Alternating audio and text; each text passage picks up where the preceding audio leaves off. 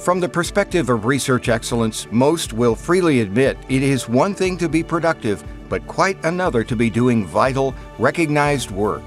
That both are equally true of Professor Mikhail Zamkov is no surprise. A snapshot of his past 10 years at BGSU alone frames a picture of more than 50 peer-reviewed journal articles, millions in external funding, and various high-profile grant awards. On the global stage, Dr. Zamkov has been called one of the world's leaders in photophysics of optically active nanocrystals. And he has been an in-demand presenter at national meetings of the American Chemical Society and international meetings of the Materials Research Society, among others. A strong indication of the quality and impact of his work is that he has been awarded a patent and has 2 more pending.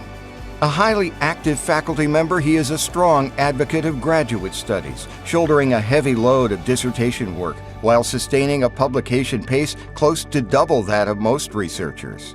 No doubt the standards he sets for other faculty members in his department and in photochemistry provide high benchmarks for excellence, but they've been so widespread that a suitable definition has remained elusive. That changes in one very substantial way with a title conferred upon Dr. Mikhail Zamkov for the first time, Professor of Research Excellence.